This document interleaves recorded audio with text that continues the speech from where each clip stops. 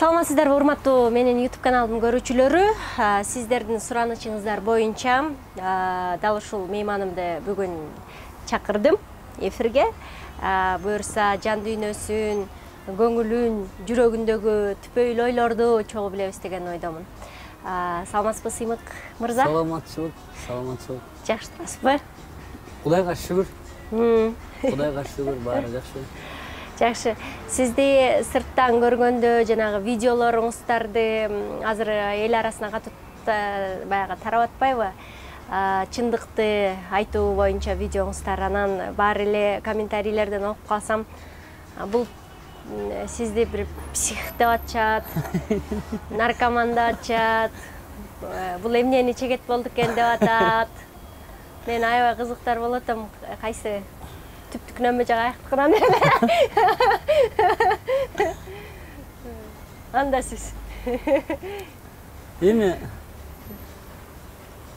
ошондой айта беришет баары. Сиз ооба жакшынакай эле отурасыз го. Псих экен, наркоман экен, анан алкаш экен дейт. Алкашы да бар. Алкашы да барбы? Кеч калса. Алкашы да бар. Эми мындай акыйкатты, чындыкты, адилеттүүлүктү каалабаган адамдар ушинтип айта берет экен да. Мындай ушинтип эле бир болор болбос сөздүн баарын чыгара берет экен. Тигинден акча алып алды, мынтип алды, тигинтип алды, анан neuroinnovation депчи, ушундай көп сөздөр бар го. Мен деле комментарийлерден окуп атам. Эми айта берет экен, айта. Терикпейсизби? Жок. Мындай айтса айта берсин, эми ал андай эмес да. Ооба. Андай эмес да. Мен негизи ичимдикке кандай карайсыз? өзү ичпеймин. Чын элеби? Ичпейм. Я не пьющий человек. Кызык. Анда-санда ичем, болуп калат. Мисалы? Мындай бир жакшы көңүл ачылган, мындай жакшы маанай болуп калат. Не обязательно бир майрам, сайрам, жакшы бир күндөр болуп калат. 1 жылда бир, 2 жылда бир, ушундай вино, бир таанышым бар. Самогон алып келип берет. Самогон 80 градус. Ошондон кичине этип коем. Жакшы. Сиз негизи чоң ата, чоң эненин колунда өсүптүрсүз. Негизи өзүмөн билем, улуу муундун колунан өскөндө ушундай. Балким алар бизди көбүрөөк небере деп эркелетип койгон үчүнбү, ачык айрым болуп, оюбузду кенен айтканга үйрөнүп калганбыз да. Эме дейт да Назира. Эме дейт да, эң сладкий дейт да, сын дейт да, мындай. Еще слаще внук дейт. Самый сладкий это сын дейт для отца. А внук еще слаще деп айтылат да. Мен ошол төрөлгөндө балыкчыдан төрөлгөм. Ал кезде рыбачий болчу, 77-жылы инженердин үй бүлөсүнөн, папам инженер болчу автобазада. Анан төрөлүп меткеде ошо чоң атам багып алган. Анан Жапке деген. Анан бир да жолу урушкан эмес, бир да жолу соккон эмес, бир да жолу сен деген эмес. Аябай эркелетип салыптыр да. Тентек кылып салыптыр, аябай тентек болуп өстүм да, аябай тентек эле көчөнү тажатчумун. Балким ошол эркеликтен улам бул ичиңиздеги ар кандай ойлор болсо, эл эмне дейт деп ойлобой дароо чыгарып салганыңыз ушундан улам болсо керек, Эми биз көнгөнбүз да ачык айтып, ээн сүйлөп. Өзү адамчы. Ачык айтыш керек да, чындыкты айтыш керек да. Бул кошомат эмен да чеги бар да. Могу Кыргызстанда кошоматтын чеги жок экен. Чеги жок кошоматтын. Баары бүт баары могу чоңдорубуз ушу кошомат менен заниматься этип келатат ушу 30 жылдан бери эле кошоматтын үстүн көртөм. Акаевди мактап, аны крышасын жылдырышты. Бакиевди мактап атып, аны өлтүрүштү. Атамбаевди мактап атып, аны түрмөгө тыгышты. Ушундай да. Бүт баары кошоматтын негизинде. Ушунун баары өлүп аткан негизи. Сиз прокуратурада иштедиңиз да, ал жакта деле сизге кошомат кылышчу эле? же мен андай мисалы мен ген прокурор же бир эме болгон жокмун да чоң кызматтарда иштеген жокмун да андай учурда болмок да ошентсе деле ишин бүтүргүсү келгендер кошомат кылышчу да эми тергөөчү болгондо мисалы Назира мындай сөз бар тергөөчүнүн бир көргөнүн ит көрбөйт дейт бир көргөнүн хан көрбөйт дейт анан да мындай бүтүрүп бер мындай минтип бер деп келишчү толтура келет эми антип келбейт кыргыз болсок келишет бүтүрүп бер муну минтип бер дегендер толтура болчу эми бирок мен өзүм башынан эле айтпайм мен ток бала болуп чоңойдум изобилияда чоңойдум достатокто эмес даже изобилияда анан менин мисалы чоң атам ушул уазиги бар эле да служебный уазик ушу уазиктин астында отурчумун анан кетип баратканда эле могу прокуратураны көргөзүп элем мен ал прокуратура экенин билчү эмесмин ушул жерде иштейсиң кудай буюрса балам деп эле ушинтип батасын бере берчү да анан ушу чоң атам батасы кабыл болгонго ошол прокуратурада иштеп калдым чоң атаңыз да кызматта беле өмүр бою кызматта болду ошол совхоз колхоз ага чейин опин немеси болчу опин чогулткан ошондо директор болгон заготовкалардын директору болуп мен туулганда ошо заготовкалардын директору экен анан атам абдан адилеттүү берешен приятный киши болчу ошол кишинин тарбиясын алган ал киши эч кимден мындай кошомат айтпаган түз жүргөн киши болчу ошонун гены передались да возможно жакшы жакшы кичинекей кезиңиздеги тентек сыймыкты эстебейлиби эмне кылчу элеңер эмненин башынан чыкчу элеңер ой эмне гана кылган жокпуз мисалы эмне гана кылган жокпуз абдан тентек болдум абдан тентек болчумун аягында чоң атам мен сыймык деп койгом сени ошо сыймык деген атымды кайра алып алам фамилиямды алып алам депчү да фамилиямды алып алам депчи анан тентек чоңойдум кыскасы айтканда өз каалагандай билгенимдей чоңойдум да кояй деген киши жок мисалы кояй дечү эмес да чоң атам чоң энем эмне кылсаң ошо кыла берчүмүн кыскасы а кийин каякта окудуңуз Баканбайда окудум Баканбай школдо окудум Горький школунда окудум Баканбайда анан көбүнчөсүн Бишкекте окудум 85-жылы келдим анан 94-жылы школду бүттүм 71-чи Асанбайда 12-чи микрорайонда школду бүттүм андан кийин юрфакка тапшырдык ал кезде юрфакка тапшырыш деле кыйын болчу мындайчы тентек болсоңуз жаман окуучу болушуңуз керек да мен эми мындай бага кызыкчу эмесмин өзүмчө для себя билчүмүн мисалы предметти анан можно деп 5 алайын деп мындай умтулчу эмесмин или 2 алчумун же 5 алчумун эки эле баа болчу жакшы 2 алчумун же 5 алчумун жашооңузда да ушундайбы алчу эмесмин алтын ортону таба албай же бул учундасыз же тигил учунда же бар же жок өзү ушундай болуш керек да жигит же бар же жок болуш керек да анан чел кабактын ортосунда эле эт менен челдин ортосунда болбойбу жүрө бербейчи жүрүп ушинтип эле өтүп кетпейчи өзүң ойлосоң бизде канча миллиондогон адамдар чел кабактын ортосунда эле ушул жашоого эмнеге туулганын билбейт эмнеге жашоого келгенин билбейт эмнеге кетип баратканын билбейт ушул жашоодо эмнеге жашап эмнеге келип кеткенин билбейт да көп адам ошол же бар же жок болуш керек жигит болсоң кандай деп коет жигит болсоң шок бол шок болбосоң жок бол ушундай да шок болбосоң жок бол дейт эми мен шок болгондо деле терезесин чагып аласың же дагы ушундай эле да терезе же машина көп сүздүм чоң атамдын волгасын уурдап кетем кичинекеймин да жаш балабыз да чоң атам 0001 деген БА деген эмеси болчу волгасы болчу ошону эле мен школдо окуйм анан гараждан түртүп чыгып эле аны бузуп салып эле аны ушинтип эле сүзүп салып эле папамдын машинесин канчасын бир 3-4 машинесин талкаладым да кыскасы, сүзүп жарабай калып, бирок өзүм эчтек болгон жокмун, ушуга Кудайга шүгүр да. Тентек болгондо көбүнчө мен спортсмен болчу, биз мушташ эле берчүбүз. Биз короз болчумун да, мындай айтканда. Любой жакпай калса эле разбираться эле, мушташып эле ушинтип эле. Айтак 95-жылы эң биринчи бой биз правилга мен чыккам. Анан Оштон. Оштон бияктан Сүйүн деген алам бар эле, атып кетишкен 97-жылы. Биз мындай спортивный мир деп койчу, преступный деле мир эмес болчу ошол. Мени Баяман акеге 95-жылы жиберип Ошко.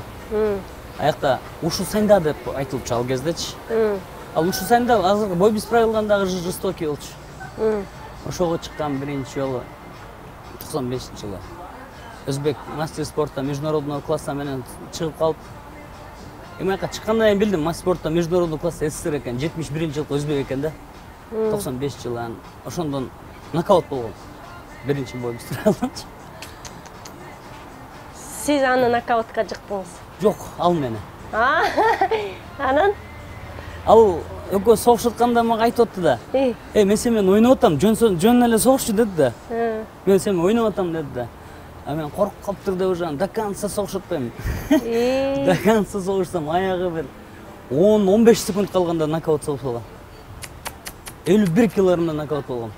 Андай 51 килограмм вообще нокаут болбойт.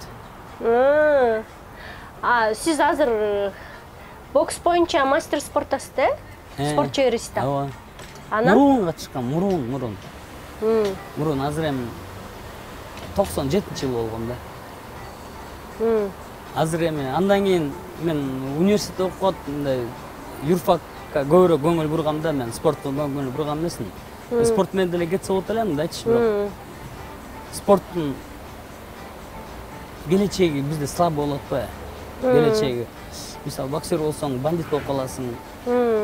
Же да рекет болуп калсаң. Ушундай болчу да ал кезде 90-жылдарда. Анан андайга меткен жокмун, окуйын деп, андан көрө окудум. Ошол. Анан юрфакка өттүңүз? 94-жылы өттүм. Юрфакка өттүм. 6 жыл окудум. Кандай окудуңуз? Тишиңиз, тилиңиз өттүбү ошол нерсеге? Бул эми юрфак деген бул математика эмес, точный наука эмес, муну деген мындай по логике вещей эле түшүнүп кетиш керек да. Муну түшүнүп кетчү бул илим да. Мисалы бул сопромат эмес, же вышмат эмес. Туурабы? Анан 4-чү, 5-чи, 6-чы курс окудум. Үйдө отуруп алып өзүм самообразованияме заниматься эттим. Анан 2000-жылы ошо прокуратурага кирдим, түпкө бардым. Түпкө барып стажер следователь болуп бардым. Ага чейин мен юрфакта окуп жүргөндө Ленинскийде Чойбек Аралбеков деген прокурор бар эле. Мен ошондо нештатник болчумун. Помощник следователя деген удостоверением бар болчу. Ошондо эле мындай окууга түшкө чейин окудум, түштөн кийин ошо прокуратурага барып, тергөөчүгө жардам берип эле, ошо понятой болуп, тигинтип, мынтип эле ушундай да. Күбө болуп, ушинтип баштап, анан кийин жүрдүм, нештатник болуп 1-2 жыл жүрдүм, анан кийин прокуратурага кирдим. Прокуратурада Кудайга шүгүр эң чоң школа болду. Бул эми прокуратура деген адамдын тагдырын чечкен орган да өзүчө. Бул прокуратура деген латинскийден алганда кам көрүү деп которулат. Прокуратуранын которулушу забота деп которулат. Забота о народе. А бизде кандай забота болуп атат? Забота деп которулат өзү прокуратура. Кам көрүү, элге кам көрүү деп которулат.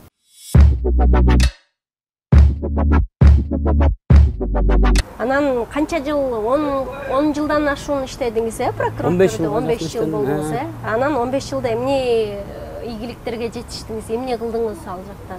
Эми аяктан ийгиликке жетпейт да. Прокуратуранын ийгиликке жетиш бул адилеттүү тергеп бериш бир нерсени. Мен тергөөчү болдум да көбү. Адилеттүү тергеп бериш ошол ийгилик да.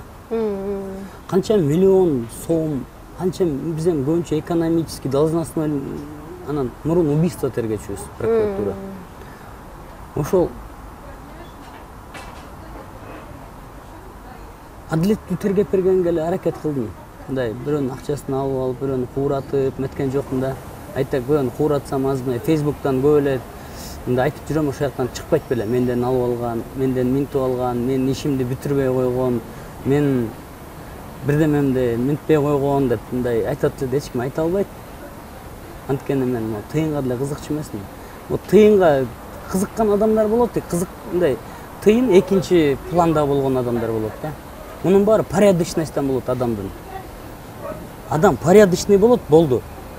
Для порядочного человека деньги не должны играть. До какой-то степени играют деньги, но андан ары ойнобойт да. А бизде деген ушул бүт эле акча ойнотпайбы?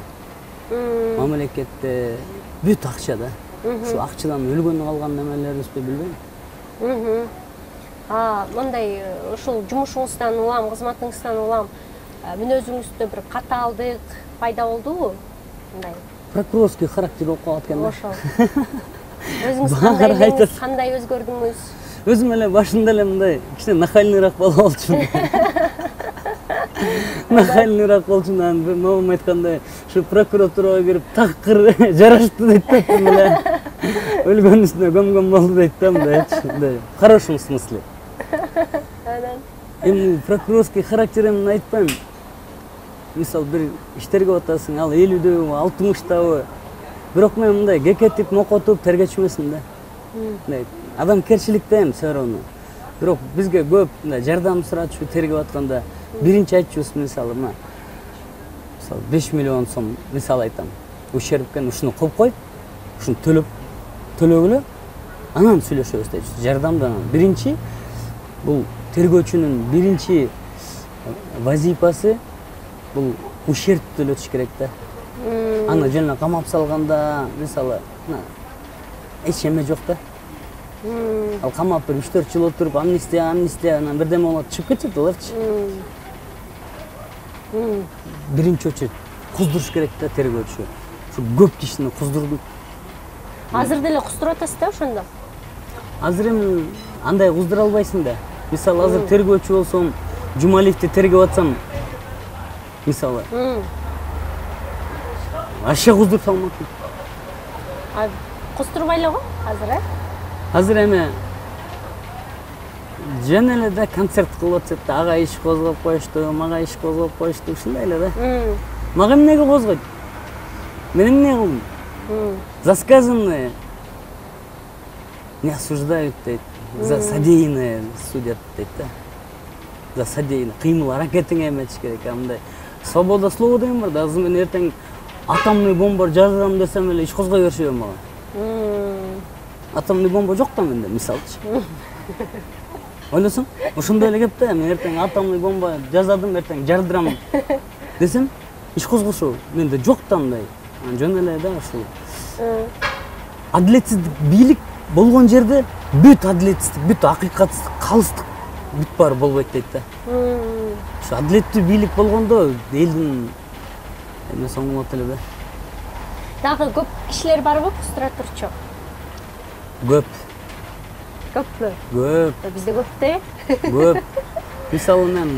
Мисалы, каждый солдат мечтает быть генералом дейт да. Мисалы, генеральный прокурор болсом, көп киши кызмат, көп кишинин уйкусунан кетмек. Көп кишинин уйкусу кетмек. Анткени генеральный прокурор это тот орган, который мындай комиссия түзбөй эле өзү эле иш козгоп коет да. Комиссия түзүп, мүнтпөй элечи. Наполеондун жакшы бир сөзү бар. Если я решаю дейт, не хочу решать дейт, то создаю комиссию дейт. Ушуну айтып эле жүрөм. Бизде бүт эле комиссия түзө беришет да.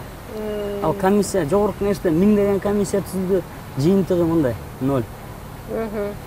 0. Мындай ой келип атат да менде, балким ошо чоң жана генеральный прокурор болом деп анан ушул иштерге барып атасызбы? Көксөгөнүңүз ошол орунбу деген. Жок. Мен көксөгөнүм саякат болчу.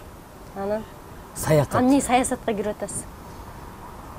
Саякат кылып эле жүргөм жыргап элечи. Анан Саякат.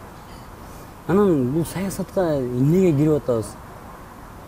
Кирбесек могу бестолковый, безграмотный чиновниктер башкарып атпайбы? Жогорку кеңешти карачы. Спикердин премьер-министрге жазган катында 17 ката бар экен санадык. Билесиңер эми интернетте деле жүрбөдү эле 17 ката, биягы кызыл, аягында кол коюп. А бул Дастан Жумабеков айтып атат. Мен билбей эле кол коюп койдум деп. А бул билбей эле кол коюп койгондой бул эмне? Айыл өкмөтпү? Бир справка берип атабы бирөөнө? Ойлосоң? А может аякта атайын Тажикстанга же бир жерге согуш жарыялайбыз деп жазып койду. Ага деле кол кое береби? Көрүш керек да. Анан кат жаза алышпайт, же сүйлөй алышпайт. Депутаттын 95% балыкко. Балык. Өзүнүн эле фондторун бүтүргөнү келгендер да. 3 мүнөттө кнопка баскандарбы? Эми жана Нишанов, Нишанов иш козгош керек өзүчү. Мен дейт, мурун дейт, жарым рядты канча секундта басып салчумун дейт, жарым рядты дейт. Азыр 4-5-өөнө, 3-4-өөнө басам дейт. Андай кайдан, андай, анан мындай экен. Нишанов эң үстүнкү рядын басат экен. Дагы бир 3-4 дежурный, мындай 3-4 рядтан алып алып, мисалы 10 эле депутат келебиз деп атпайбы? Ошолор эле басып салабыз деп атпайбы? Мындай депутаттарда эмне кереги бар? Ойлосоң? Мындай кейиштүү нерсе да. 2020-жылычы эгерде бул шайлоодо эч өзгөрүү болбосо, анда бул өлкөдөн кетебиз деген жаштар аябай көп да. Болгондо дагы акылдуу жаштар. Билимдүү жаштар да. Билимдүү жаштар. Бул мамлекет ушул 2020-жылы канча азыр өзгөрүштөр болуп атат, коронавирус болду.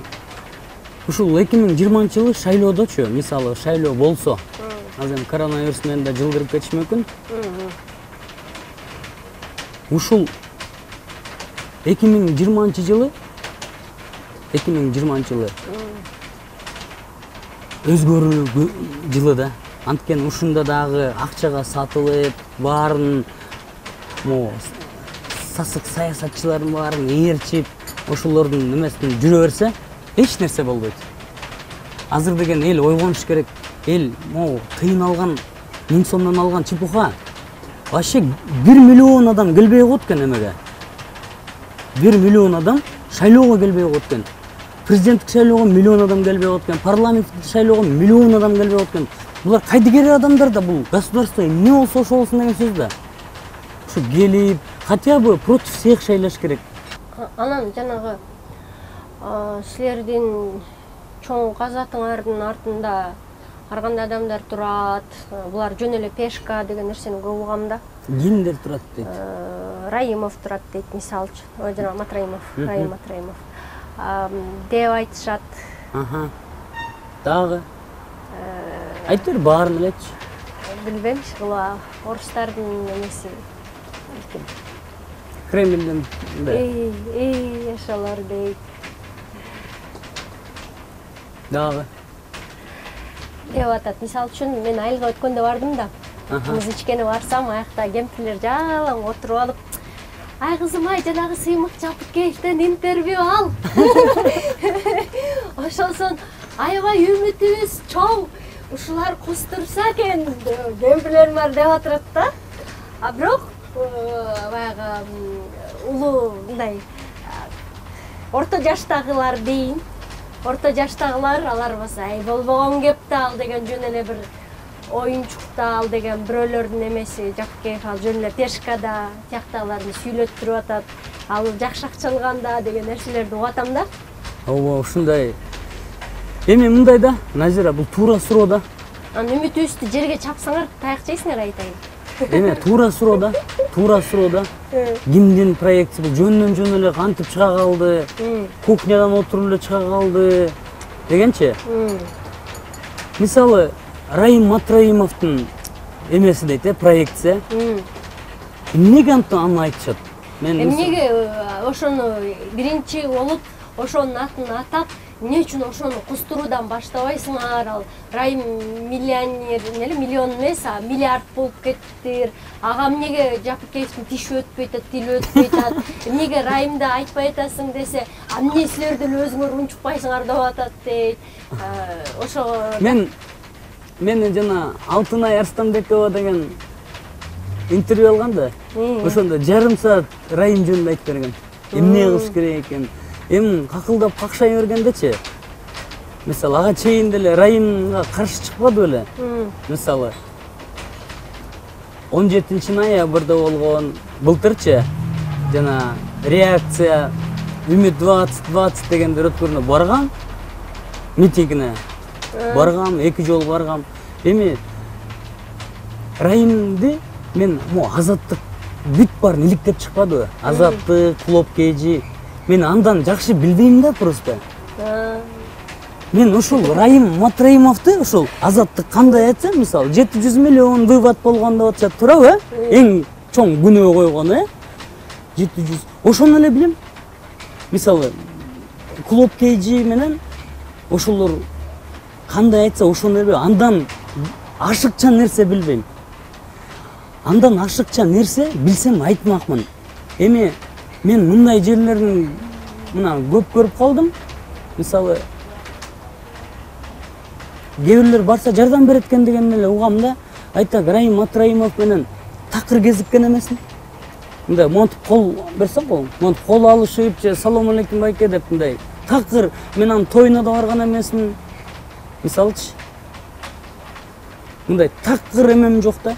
Эгерде мен мисалы Раимди клуб KG азаттыктын баары айтса, американский азаттыкты жапсашпады керек болсочу. Бир эле сотко бергенде эле сот сразу эле бүт арестовать этип салды го. Эми мындай да. Эгерде андан жакшы билсек айтат элек.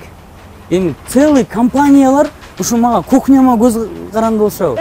Целый клуб KG, азаттык бар, анан мен кухняма муктажбы? Мен түшүнбөй атам. Мен андан жакшы билсем айтат элем. Мен просто биз иштеп атканда Раим жок эле да мындай айткандачы. Жоксо эми элдер айтып атса, значит ошондо эмеси бар. Мисалы 700 миллион деп атышат. Эми ал бюджеттин акчасы эмес экен, ал реэкспорттун акчасы дейт. Эми бизнестин акчасы боло берет, мисалычы. Бизнестин акчасы чуркай берет. Ошон үчүн бизнес да чуркайт. Анан билбейм, Раим жөнүндө эмне деп айтайын эми? 800 миллион доллар алган деп чыкпаймы? 700 эмес экен депчи. Ошентип эле чыкпасам андан бөлөк чыгычу эмем жок, мындай фактым жок. Эми аны целый азаттык же миллион доллар, миллиард доллар которуп тур деп чыкпаймы? Анда калп болуп калат да просто. Башкаларга мындай неме болгондо мындай азууларың вырт чыгып калат экен да, башкалар коррупционерлергечи. Жин келип ачууң кайнап ушуларды чыгарыш керек деп ана. Раимга киргенде тиштериң кирип кетет. Жок, мен Раимден коркпойм. Коркпойм. Раимден коркпойм. Просто реальный эгерде коррупция менен күрөшүш керек болсо, генеральный прокурор же хотя бы депутат болуш керек экен да. Мен ушуну түшүндүм да. Мындай айтак шыйраң чагып салышат, сөздүн ачыгын айтайын. Мисалы кетип баратканда эле арматура менен чагып кетет. Мисал айтам да. Сизди коркуткан жок беле? Коркуткандар море. Анан Пошли вы нафиг деп атам, пошли вы подальше деп эле ошентип эле жүрөм. Коркуткандар, жалдырагандар море. Эми корксоң Токойго барбаш керек да. Кашкырдан корксоң Токойго барбаш керек деген сөздү мен Раимден коркпойм. Мисалы айтайын. Бирок эми 700 миллион доллар деп айтып атат. Эми андан ашыкча мен эмне миллиард доллар алып кетип калыптыр деп калп айтып коеюнбу? Мисалычы, ушул эле. Жана коррупционерлер, сиз айттыңыз го жана каматканда эмне депчи куздуруш керек. Кустуруш керек да. Анан кустурууга мүмкүнчүлүк болобу, жетеби ошол нерсебиз? Могу кыргыз элчи бир муштум болуп туруп берсечи, баарын все можно сделать. Мисалы, Буштун баары элде да. элде да. Мисалы, Махатма Ганди эмеде Англиядан эмени бүтүп келет. Оксфордский университетти бүтүп келет болуш керек, унуткам. Индияга келсе, Индияда элдин баары кул экен да. Бүт кул. Кул болуп калыптыр. Ага чейин Темирлан, Бабур ушулардын кулу, андан кийин Англиянын кулу. Ушул 1 миллиард эл бир эле жылаңайлак басып жүргөн, жылаңайлак эч нерсеси жок. Жылаңайлак, даже туфлиси жок, слансы жок. Ушу Индияны 10 айланган, элдин баарын ойготкон. Ошо элдин баары карачы кандай жакшы. Миллиард адам бир Гандини укту, эл бирикти, Англияны кубалап чыгышты. Мына тарых, Англияны кубалап чыгышты. Кул болуп калган эл. Бир эле киши Махатма Ганди ойготту. А бизде азыр могу Махатма Ганди келсе да укпайт экен да бизде. Бизде кыргыздар ошонча бөлүнүптүр.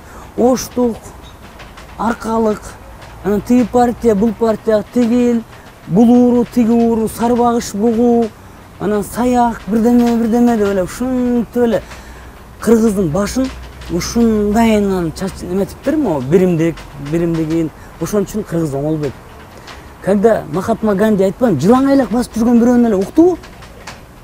Ушинтип азыр мени деле уксам, мисалы айтып атам да.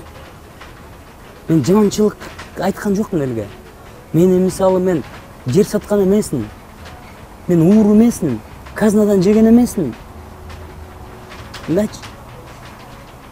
Анан жабышкан ошол наркоман, саркоман, алкаш, анан прокуратурадан 40 000 доллар алып кетип калыптыр дейт. Жөн эле эмне сүйлөп, сөз да мунун баары. Анан райымдан 100 000 доллар алып алыптыр дейт анча-мынчалар.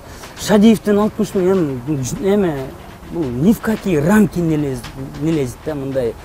Бул деген күнөө, бул деген жөн эле жала жаап атышат, понимаешь? Эми алардын баарына жооп бергим келбейт, мындайчы. Мындай саткын журналисттер толтура экен да.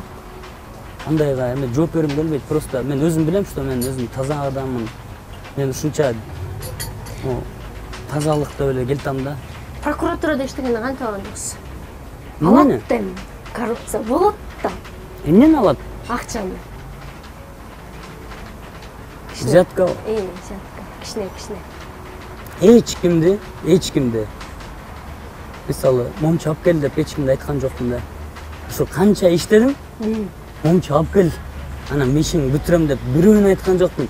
Ошентип айтсам, мына Facebook'та какылдап какшап элатам, мындайчы, чырылдап атам. Бирөө келип айтсын, менден момча вымогать эткен же мынткен депчи. Эми мындайда Назира албаган жердин астында дейт. Алгам. Мисалы бир айтпайм, бир абрикос деген бир эмен тергегем да, садоводческий эменчи. Ошол 3 жылдан бери мына кашасы чыгып 3 жыл, ошону жарым жыл тергедим. Жарым жыл тергеп, ошону истинасына чейин жеткирип, сотко берип, мындай кылып, мына соттун эмесин чыгарып, адилеттик өкүмүн чыгарганда Буш деген аял болчу, ошо председатель. Ошол бир араба варенье, соленье, бирдеме баарын онда прокуратуранын астына сүйрөп келиптир. 3 литр приправа, бияында соленье, бияында малина, абрикостон сок, бок баарын. Анан эмне болду десем, сыймык сага менден ыраазычылык нерсе эчтеке бере албайм дейт. Ушул 3 жылдан бери ушинтип жүргөнүн дейт. Мындай адилет чечип бердим, муну алып келдим сага дейт. Алып койчу дейт. Анан прокурор да көрүп калды. Эмне турат бул мындай деп, ушуну алып келиптир десем, бул от души алып келди, алып кой дейт. Алып багажниге салып үйгө барып жеп койду. Ыраазычылыгын алып келди дейт. Ушундай ыраазычылыгын алып келишчү. Бир коробка коюп, козу, мисалы ушинтип эле. Андан деле андай эметкен жокмун, мисалычы. Ыраазы албайм десең, тарынам, айланайын, мен ошо жарым жыл, 1 жыл чуркаганымды сен бүтүрүп бердиң, адилет чечип бердиң, могу үйүңдөн шорпо ичип, эметип койчу, чисто ыраазымын дегендер болгон. Болот андайларчы. Мындай жөн эле мындай от души кылып туруп, мыйзамдуу, адилеттүү тергеп жардам берсеңчи, бул эл всё деп эле кетип калчу эле эмес. Ушундай келе беришет, андай болот. Мисалы, бир хирург бар, менин бир досум хирург бар, жакшы операция кылып берет, мисалы. козу бирдеме алып келе берет эми ал мисалчы ушундай эле кеп да мүмкүн эмес да ыраазычылыктан. мындай жакшы операция кылып берин деп албайм десе таарынат. Ал хирург деле албаш керек да. Эми ала берет мисалчы. Ушундай эле кеп бул. Анан мындай вымогать эткен ал совсем башка нерсе. Ушундай сиздин атыңыз чыгып атканда сиз азыр тергөөгө кайра чакырып сурак алып атчабы? Ооба. Ана алардын баарын жеңем кантип көтөрөт? Мен келинчегимби? Эми аларда бир эле жеңем бар да? Ооба, бир эле жеңем бар. Бир эле. Ойлондуңуз. Жок, бир эле. Ойлонуп кеттим. Жок, бир эле. Жок, ал деле аябай ыйлап, мамаша ыйлап, эмне койчу айланайын, өлтүрүп коюшат. Бар Шарма шейхиңе кетип калчу да. Шарма шейхке кетип каларым да бирдеме болсочу, эс алганчы. Же бир Европага барып кетип калчу, же Америкага кетип калчу, бир эс алып нетип келчү, биякта жүрбөй эле койчу. Бул аждарлар менен согушпай эле койчу дегендер эми көп да. Анан эми мен чыкпасам, тигил чыкпаса, же бул чыкпаса, ушинтип эле мындайчы элди ойготуш керек болуп атат да. Элдин аң сезимин качанга чейин ушундай бир элжиреп жүрүп өткөтөбүз. Бири-бирибизди жамандап жүрүп өткөтөбүз. Бири-бирибизге суу куюп жүрүп өткөтөбүз. Той уланып жүрүп өткөтөбүзбү? Айтпайм, бул жашоодо эң эле мен жаранмын дегенде эң эле бийик турганы мекен болот. Элим, жерим болот да. Анан жерлерим аяктан өтүп, каркыра, тиңде эмнелер кетип атса, жаш болуп калдым ошо каркырадачы мен мындай. Ошон үчүн Мадумаров жаман көрөсүзбү? Эми Мадумаровду жаман көрбөйм, просто мисалы могу жерди Бакиев сатып атат мисалы, Бакиев мына берип атат. Мисалы мен такыр ишенбейм да, Казакстандан 1200 гектар алып дейт.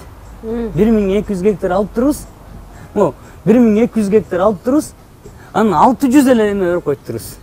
Гектарчы. Биз. Ишенесиңби ушуга? Казакстан кандай күчтүү мамлекет? Казакстан 1200 гектар берип, биз 600 эле гектар бериптиз. Ушуга ишенесиңби? Анан мисалы Бакиев берем деген күнү дагы Бакиев канча берем десин, мисалы Назарбаев менен сүйлөшүп алып. Эгерде экөөнүн тең жогорку кеңешичи, мисалы тиякта мажлис, биякта жогорку кеңеш, ошо экөө туура эмес чечип койсо, мисалы голосованиедачы, ратификация болбой калмак. Анан ратификацияга мисалы Мадумаров ошондо кнопканы добушунда берген, ратификационный соглашение бүт баарын ошонун баарын колбой койгон да, документ токтомдун баарыначы. А ошол кезде ошо жерди сатылбайт деп Дооронбек Садырбаевдер жумуртка менен түптө таяк жеп ачкан да. Ошо Дооронбек Садырбаев каркырадан эле 20 күндө эмерип калган. Эми мен мисалы кээде ойлойм да, биз өзүбүз ушул турмушка миңгейип кепчиген менен өзүбүз татыдык деген сыяктуу ойлойм да кээде. Кээде акыйка, карапайым элдин акыйкаттыгы жоголуп кетет. Жок, карапайым элде калыстык болуш керек экен. Вот бизде калыстык качан пайда болот, ошондо гана бийлик оңолот байке. Ошо калыстыкты элди ойготуш керек болот атпайбы? Жана Махатма Гандидей миллиард элди ойготуп койгондой, эми 6,5 миллион элдичи ойготуп коюш андан дагы оңой эле. Просто бизде кыргыз кеп жебейт да. Ошо. Ар бирибиз өзүнчө кыйынбыз. Тупой кыргыз көрөлекмин да. Баракылдым. Тупоймун деген бир кыргыз көргөн эмесмин да. Таксисттин дагы таксиге отурсам, таксисттин дагы өзүнчө экономический планы бар. Бирөө келип тур мага, байке мени офиске угуп койчу мени дейт. Канчадасың? 28демин дейт. Кактан келдиң? Москвада гастарбайтермин дейт. Эмне кылып жүрдүң сен? Стройкада иштеп жүрдүм дейт. Анан десе, мен экономический проектим бар эле, ошону угуп койчу дейт.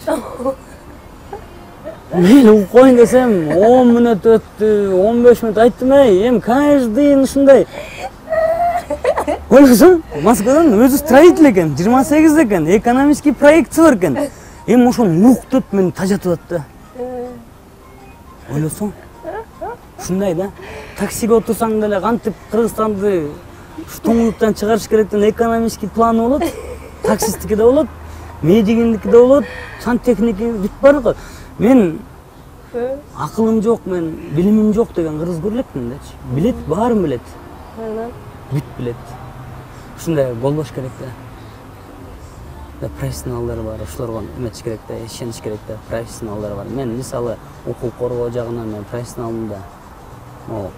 Мыйзамдуулукту сактоо боюнча надзор за осуществлением эме да, законности деп. Надзор за точным и единообразным исполнением закона деп айтылат да, прокуратурачы. Өзү забота деп которулуп атат да. Мен ошол жагынан профессионалмын. Мисалчы, возможно. Ошол тупой кыргыз жок, кыскасы айткандачы. Кыскасын айтканда, бүт умный. Неме, өзүңүздү сүйлөшөлүчү, балдарыңыз, бала бакырыңыз бар да? Канча балаңыз бар? 2 балам бар. Алар канчада, канча келген? Балам 13-кө чыгат ушунда, Кудай буйруса, улуусу. Кичүүсү? Кичүүсү 11-де. Кызым 11-де. Сайкал кызымдын аты. Баламдын аты Улукбек, аялымдын аты Эркегүл, келинчегимдин аты. Анан 15 жыл болду жашап атканыбызга. Эркегүл жеңемди эмне тамагын жакшы көрөсүз? Эркегүл бүт тамак жакшы жасайт. Үйдөбү же кесип иштейби? Жок, үйдө өзү иштейт. Кайсы кесиптесиз? Өзү да юрист. Юристтер чалган кезерде. Ошол эмеден юрфактан таанышканбыз да. Жашатканыңарга демек 14 жылдай болуп калыптыр, э? Ооба, 15 жыл болду. 15 жыл болуп кетиптирби? 15 жыл болду. Анан алдагы мен менен кошо Кумтөрдө иштешкен. Келинчегим өзү кыйын юрист, цивилистика, уголовный праваны билбейт, цивилистика боюнча. Чоң казат Кумтөрдү көтөрбөйбү? Темасын, Кумтөр темасын. Кумтөрдү эмне да? Айта берип мындай жөн эле Кумтөр эмелергечи жөн эле бир стенканы сүзгөндөй эле болосуң да. Кыскасы айткандачы. Деген. Эч ким ал жетпейби ага? Жетпейт ага эч ким. Жетет эгерде акыйкатты талап кылган бийлик келсе. 5 секундта бул бийлик да. Бийликтики? Лицензиясын баарын эле разрешениясын жыл сайын беришет. Ошонун баарын токтотуп койсо эле бүтт да. Мисалы Кумтөр эле дейт. Кумтөрдү өзүбүз кыргыздар эметип койсо, ошол жакта 3,5 миң кыргыз иштейт, акчасына кызыгып. Бойкот устраивать этип бет колбой. 3,5 миң адам. Кайдан рабочий алып келет? Акча деп коюп, 3,5 миң кыргыз ошол жакта жүрбөйбү? Акча, зарплата алат. Бул государство эмне болсо ошол болсун. Мен главное мен бир топоз уй алып алсам, машина алып алсам деген эме да. Айтак, 3,5 миң кыргыз иштешет, ошолор эле бойкот кылып иштебей койсо токтоп калат да. Тура айтам ба? 3,5 миң рабочийди кайдан алып келет? Кыргыздар өзүбүз эле койсо болот да мунун баарынчы. Просто талапта, мисалы, кыргыз шүмүрөйгөн акыбалга эмнеге келдик? Анткени ошо элде ушак, чоңдордо кошомат. Көрө албастык, ичи тарлык деген бизде выше крыши да. Мисалы, чечен десең эле жаман көрөт. Чеченден бир вору болсо, ворун самолет менен алып кетет, кайра супержет менен. Чалы алып калса да супержет менен алып кетет. Көрдүң да? Ооба, көрдүм. Бизде сагалап 500 киши мосттун астында жатпайбы, тигил палаткаларда жатпайбы? 2 ай болду эч ким алып келбейт. Ошентип болсун, бийлик болсун. Айтсаң, анан кыргыз жакшы болобу же чечен жакшы болобу? Сиз деген жантан бери айтып атасыз го, мен Кыргызстан өнүгүшүнө үмүтүм зор, анан баары жакшы болот, карындашым деп атасыз го, таанышкандан беричи, экрандан сырткары. Сиздин көзүңүз жетип атабы биздин өнүгүшүбүзгө? Жетип атат. Кантип жетип атат ошол? Мына азыр могу Facebook'та эле карасаң. Быйыл бийликке, мисалы үчүн, силер деле быйыл азыр шайлоого аттанасыздар. Facebook'та карасаң, азыр кандай элдер уже мында жакшы комментарий жазып калды. Хотя бы мурун комментарий лайк баскандан коркчу. Мына кандай комментарий жазып, кандай мындай өз ачык оюн айтып калды. Бул сөз эркиндиги да айтыш керек. Бирөөнүн аброюна шек келтирбеш керек. Жеке аброюна. На личность не надо переходить, но мындай айтыш керек. Анан могу кыргыздын азыр башы бул уникальный эл. Бир бирикчи болсок, муну деген азыр зыңкытып койсо болот. Эми дагы көрсөңөр, Жапакеев ушундай опасный болуп калгандан бери досторуңуз, тааныштарыңыз качып баштады, туугандарыңыз? Ооба. Ооба. Бир кафеси бар, бир эмем бар. Жээним бар. ошо мага мисалы бир тууган эле жээн кафеси бар. Ошо мага айтты, СМБ келди, короче, сен сыймык менен мындай турбайсыңбы деп коркутуп кеттир. Ошол айтты мага бир тууган жээним кафеси бар, Манты Асарти деген. Келбе деп эле айтты. Сыймык келбей эле койчу, мен кафемди жаап салат экенмин, сен өзүң менен өзүң эле жүрчү деп. Экөөбүз ушу бала чактан чогуу жүргөнбүз, анан мындай эме да. Андайлар көп болуш керек. Көп да ушундай эле. Досторуңуздун баары айланып өтүп атабы? Сыймык келди. Кененбаев Алмаз деген бар го? Первый зам руководитель аппаратачы, Кененбаев Алмаз. Ошону мындай эле, Алмаз дегенде могу чай куюп, монто турчу. Алмазды биздин арабызда, биздин достордун арасында мындай эле авторитет, мындай эле болчу. Тетигил Майрамбек Талайбеков деген Ысык-Көл областынын обл прокурору болчу бывший. Ошолордун малды эле чакыртыш керекпиз. Кликухасы мал болчу. Ушуну үзүп салбагыла. Үзбөгүлө ушуну. Кеспегиле. Мал дечү. Ошо малдарчы тиякта Сооронбай Шариповичтин башына айлантып отурушат. Мен айткан эмесмин, анын элдин баары эле билет, мисалы. Майрамбек Талайбековдон мал деп чакырчу. Мал дечү. Атынан чакырчу эмес. Мен мисалы Кененбаевдин мал дечү да эмесин, Алмаз эле деп жакшы эметчүмүн. Кийин ошолор мисалы Атамбаев деп ушинтип ушул ошо бригада Атамбаев эле дей берчү. Мен койгон калачы Атамбаевыңарды десем, ты чё Атамбаев деп. Атамбаев эмеден түшүп Сооронбай Шарипович келгенде ошол Кененбаев мага Атамбаевдин мас болуп жүргөн, тигиндей мындай ушундай эмелер бар экен да. Ошолорду мага WhatsApp'ты көргөзүп берем азырчы. WhatsApp'тан жөнөтүптүр. Сыймык ушуну Атамбаевдин бүт косяктары мас болуп жүргөн, жана келжиреп мынтип калгандарын ошолорду чыгарып салчы, сен Facebook'ундан көп көрөт да депчи. Айттым, көчө эле Атамбаевдерге мондай кудай болуп калды эле. Кененбаев Алмаз первый зам руководитель аппарата ушинтип берет. Кийин мен мындай да чындыкты айтып атсам, биринчи блоктогон ушу болду. Бул Атамбаев менен кудайындай көрчү. Атамбаев турса эле Атамбаев дейбирчү. Ошолор кийин Атамбаев кыйшаяр менен ошолор гастетпеди мынчы. Ушундай да, биякта команда туура эмес да. Азыр Алмаз мага таарынып, эмне мал деп атасың? Мен айткан жокмун мал деп. Майрамбек Талайбеков айтчу, мал энең дурайын дечү. Ушинтип чыкырчу. Анан дагы суроо. Сыймык байке, сиздин деле Сыймык өзү башкаларды кустурабыз деген менен өзүн деле акчалуу аябай дешет го. Негизи эле акча булагыңар каяктан келет? Мен баары эле айтып аткам, Фармамир, Шунук экен, анан тетиги ресторан жана Бермет Палас, Салтанат Палас деп элечи. Алар менин бир туугандарым. Папамдын бир туугандары, Фармамир эмелер. Алар өзүлөрү менен өзү. 15 жыл болду сөзбөйбүз. Сөзбөйм алар менен. Ушундай эле ушул мамиленин туура эместигинен, көз карашы туура эместигинен, энем өлгөндөн кийин эле тардык энем, чоң энем өлгөндөн кийин эле катышпай калгам мен булар мененчи. Айтак аябай эле бай кишилер мындай. Өздөрү менен өздөрү мындай көтөрүлүшкөн да. Өздөрү менен. Сиздикичи жеке каяктан акча табасыз? Мен мисалы эмеден прокуратурадан кеткенде пустой эле кеттим да. Мындай. Мен кандай пустой? Относительно да, мындай өзүнүн мындай эмем бар эле, мисалы анда санда мисалы машина тээп жүрүп, ошо машинамды сатып ичип ошол. Мындайчы, мен тээп ошентип эле жүрөчүмүн мындай. Иштеп мындайчы. Мындай прокуратурадан кеткенден кийин бир 3-4 ай жүргөндөн кийин менин досум бар. Жакшы досум бар, Нурдин деген. Ошол мени эмеге чакырып калды. Күнтөргө келип, гражданский иштер боюнча бир эме кылып бербейсиңби депчи. Сотко катышып бербейсиңби, адвокат, юрист катары депчи. Мен деп ошол жака 3 жыл иштеп калдым. Башында $500 төлөчү айына. Макул деп, аягында $10,000 чейин төлөп баштады ошол.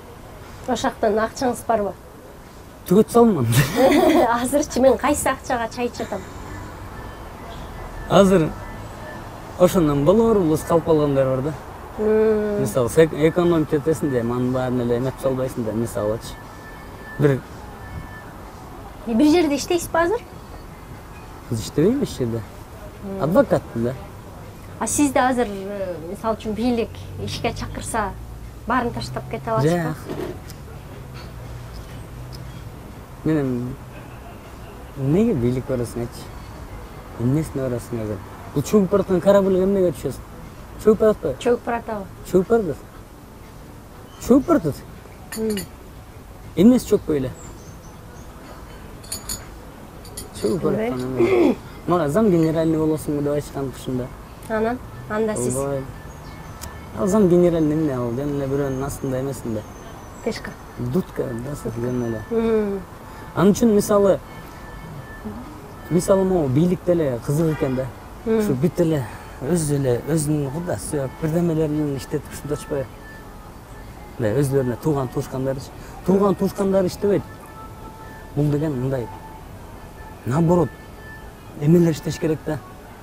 Не другие должны работать. Алар деген өзүн көргөзөм деп иштейт. А досторуңду алып келсең, алар эчтеке падышага өзүн көргөзөм дебейт да. Мен досумда деп коет. Досумда деп урдай беришет. Туура айтасыз, ошондочу. Мисалы үчүн сиз балыкчылыктагы, тоңдуктагы эки жерден тең мен агам экенсиз да. Мен да тоңдук балыкчыда өскөм. Анан бирок негедир бири-бирибиз менен ишибиз жок болгон да. Бүгүн мына расмий түрдө тааныштык. Анан негизи эле бизде Көлдүктөрдүн ынтымагы жок өзү эле. Мындай бул эч кимге секрет эмес. Мисалы, таласты карачы. Таластык. Кайра жакшы да, мисалы окусаңыз, мисалы үчүн биз жактан президент болуп калса, иш деле жок болот да, тууган туушканы менен. Ал жагы жакшы, ал жагы жакшы. Мисалы, Гүлдөн Юсуп Абдрахманов чыкканда, мындай айтканда, биринчи президент. Ал кезде Совнарком деп айтылчу. Ушул Юсуп Абдрахманов кандай оңдоп койду? Кыргызстан деген мамлекетти түздөп койду, печаттын негизинде, документтердин негизинде. Туура, Гөлдөн биринчи президент. Эми Гөлдүктөр мындай политикага жок да өзү. Саясатка жок окшойбуз, Бизде Гөлдө саясатчылар, депутаттарыбыз деле жок да. 4-5 бар. Аларды эч ким тааныбайт, короче. Эч ким тааныбайт. Гөлдүн балык депутаттары. Балык эмес. Өлүп калган балык. Бестолковыйлар да. Балык хоть жесең болот да, мындай чыкат. Бестолковый депутаттар да. Бестолковый депутаттар да. Мен кухнядан отуруп ушунча айттым, трибунаны мага эл эметип берип койгондочу, эмне деген сөздөр кетет элемесиң? Мисалы, мен көп нерсе айтчу жерде турам, мисалычы, элдин колдоосу жок. Эл колдоосу көп нерсени айтып салмак. Кухня 9 чыкмак. Кухня дагы чыгабы анан? Кухня 9 чыгат деп айтпадым беле? Анан? Ушу чыкмак, элдин колдоосу. Эмнеге чыкпайт анан? Элдин колдоосу керек ага. Эл колдоп атпай, колдогончу менен. Анан бол сыймыктан интервью ала кал деп кайра комментарийлерин карасаңыз, бүт баарында жазылуу сыймыктан ал деген. Ошон үчүн келдим да, мен сиздин колдоп экениңизди келген жокмун. Мындай эл вообще колдобойт деген жокмун. Колдоп келатат, бирок аз да бул.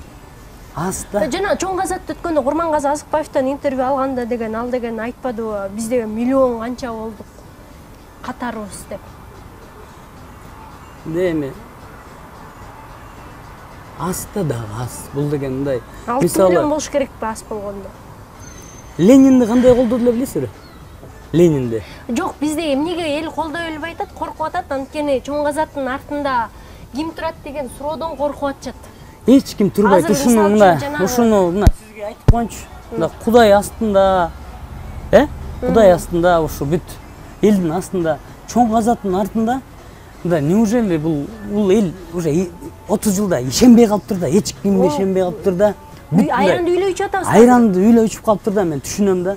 Бияктан мисалы мен эң биринчи ойлонуп отурдум, анан Гөлдүк байкелери менен баштайынчы, чогултуп деп анан Максат Мамыткановго бардым, анан Канат Хасановго бардым, ошентип атып элечи. Мындай чогулганбыз да, өзүбүздөн өзүбүз эле. Эми биз деле мындай смышленный балдарбыз да, өзүбүз менен өзүбүз эле бир проект болсок болбойбу? Обязательно Путинден проект болушубуз керекпи, же Райымдын, же президенттин.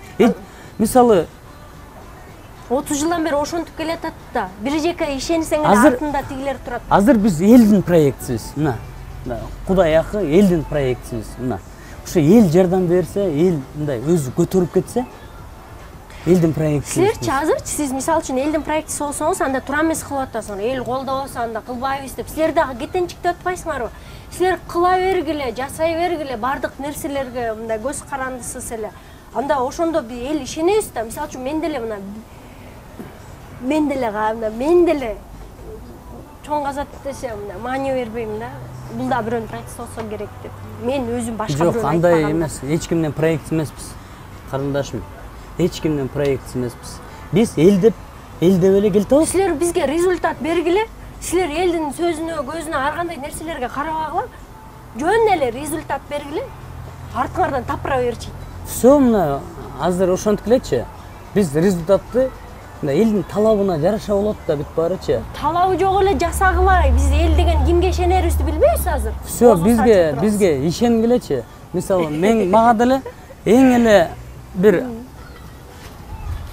бул элдин шерменде элдинчи мындай эме койчу элем да, уятына калыш мен үчүн эме да, мындайчы. Элдин астында шерменде болуш бул эң чоң эме да. Биз азыр ак дилибиз менен, чын жүрөгүбүз менен иш кылган атабыз мындайчы. Кудай буйрса, утуш элдики болуш керек да. Могу сказкада делечи, жомоктордо деле аягы барып жүрүп актар жакшылар жеңет. Добро злону жеңет го мисалы. Ошондой бул деле бул жизнь деле сказкадай нерсе да. Канча бир кишиге жаманчылык кылсаң, ошончо жаманчылыкты алмайынча өлбөйсүң дейт да. Көрмөйүнчөчү кайра. Анан ушул жизнь деле сказкадай. Кудай буйрса, аягында жеңишке жетебиз. Элге мисалы разыбыз. Эл ойгонуп мындай мынтип келатат да, бирок сөзүнө кайра туруп туруп эле бул мунуку экен десе кайра ошого болуп кетип атышат да. Вот мисалы мен ушул жерде ушул навигатордо отурсам, мага Жумалиев келди да. Айланайын, мына ушул эле стөлгө келди. Айланайын, эмне кылабыз, кандай кылабыз? Ой, токтоткулачы дегенде барып, аке, бараңыз, кетиңиз. Эмне артыбыздан аңдып жүрөсүз? Деле кетирип. Мен деле бир мисалы бирдемесин сүйлөшүп алып кымтыйып отура берсем болот эле да. Болот болчу. А мен мына сүйрөлүп атам го азыр, мисалы МВД соттордо эле жүрөм го. Мисалы туурабы? Анда эле мага мисалы көп эле нерсе айтайын дедим эле. Бийлик токтотуп койду бизди, мындай айтканда, иш козгоп. Мисалы дагы катуу чыгып катуу минсең, мисалы камапсалчудай көрүнүп атат. Мына сөздүн ачык эле айтайын. Бизде дагы эме бар да, мындайчы, мындай чувство бар да. Азыр мисалы бийлик колдосо катуу, мисалы Сооронбай Шарипович 30 олигархты уурун көрсөтөм деди эле. Бирөөнү гана көрсөткөн. Ана бирөө. Айтты эле предвыборныйда, Бабановдон баштайм сенден деди эле. Кана баштаганы. Кана. Анан азыр мисалы эле да просто падышанын сөзүн өлгөндөн көрө өзү өлсүн дейт. Мисалы ушундай эмеси бар. Падыша айткан сөз бул деген Кудайдан айтылган сөздөй да. 30-ону көрсөтөм деди эле. Жазаласын, ген прокурор турат, СМБ турат, Финполиция турат, ККМ, АКС турат. Муну талкалагыла десе талкайт да муну. Могу коррупционерлер мола карады десе карайт. Жана сөз. Сон сүйлөштүк, Сыймык байке. Сизге ыраазычылыгымды билдирем. Анан бул иштин өтөсүнө чыгып, коркутса эле үйүңөрдү басып, акырын басып калбайсыңар деп ойлойсуңар. Коркпойбуз. Коркпоңуз, Коркпойбуз. Вот что, вот духа, да, у нас есть. Коркпойбуз. Просто могу бирөөнүн проект экен дегендерге ишенбегилечи. Мисалы биз наоборот айтыңыз, элге айтыңыз. Мисалы бизде бирөөнүн проектиси же мисалы райымдын анан же Кремльдики деп айтып жүрүшөт деп атасың, э? Ишенбегиле андайларга. Биз Кыргыздан деле өзүбүздөн өзүбүз чыгышыбыз керек да бир как-то. Туурабы? Чыгып мындай айтыш керек да. Ошентип эле айтып атабыз. Анан бизге да ишенбесе анда биздей башка эме уже кыймыл жок ужечи. Мындай ачык эле айткандачы. Биздей кыймыл мындай азыр ушу 20-жыл мындай переломный жыл да. Ушунда туура шайлоо жүргүзүп, мындайчы, туура тандоо жүргүзүш керек ушунда. Ушул жыл Мунун проектсына, тыйын проект деп жүрө берсе эчтеке болбойт. Биз туура айттыңыз. Ушул жыл бизде эң маанилүү жыл жана чечүүчү жыл. Эгер ушул жылдан дагы бир жолу мүдүрүлүп, дагы бир жолу акчага сатыла турган болсо, анда болду, анда. Момин дей берле да Кыргызстанда эчтеке жок болот. Ошон үчүн мен аябай ойлойм, ушу Кыргызстан келечеги үчүн күйөм, колуман келген жардамды кылам. Молодец. Молодец, Назира. Сенде кыздар көп болсун, ушундай тың кыздар. Мисалы, сен деле билем, өзүңдү өзүң өстүрүп келаткан кызсың. Өзүңдү өзүң, мисалы, англисчеси эми эркек айтат self-made man депчи. Мисалы, кыздардыкын билбейм, кандай деп айтылат беринчи. Self-made women. Woman да. Анан ошондой кызсың, сага да ишиңе ии келет. Анан бизде мындай күйгөнүбүз эле акыйкаттык, мисалы мындай дейт да, падыша адилеттүү болсун, органдар, мисалы, кызматкерлер акыйкат болсун дейт, эл калыс болсун дейт. Ушу үч нерсе үчөөндө болуш керек экен да. Ошондой болсо эле болот. Бул кыргыз эл уникальный эл. Мисалы, мен кыргызга сөйлөмө баа берем. Мисалы, 2 революция кылып койгон эл, туурабы? Туура. Туура. Автомат менен атса, таш менен согушкан эл, туурабы? Туура. Эме күчтүү, бирок просто бунун духу түшүп калды, баарына ишенбей калды. Тиги саясатчыга ишенсе деле ал артынан кетет, буга эме ишенсе деле мынтип кетет. Ушинтип эч кимге мындай үмүт үзүлүп калды да. Ушу үмүт үзбөгүлө, Назира, элге айткыла баарына. Эч кимдин проектиси эмеспиз. Мисалы, чын эле айтайын. Мисалы, Раимди мен я глаза не видел его. И то, что мен проектсин көргөн эмесмин. Мындай көргөн эмесмин, телевизордон да көргөн эмесмин, мындай эмеден көргөм. Телевизордон мындайчы, болду көргөн эмесмин. Интернеттен көргөм, айтап көргөн эмесмин. Рахмат сизге. Чыңден соолук, кайрат, сабыр тилейм. Урматтуу менин YouTube каналымдын көрүүчүлөрү, бүгүн сиздердин дагы бир суранычыңыздарды аткардым. Алдыда да кызыктуу адамдардан ушинтип жакшы маек алып, жан дүйнөсүн ачып бере алам деген ишенимдемин. Бул менин оз ыйпам. Жөнөкөй адам болобу, саясатчы адам болобу, же болбосо маданияттын адамы болобу, иши кылып менин көздөгөн максатым бул ар бир адамдын жан дүйнөсүн силер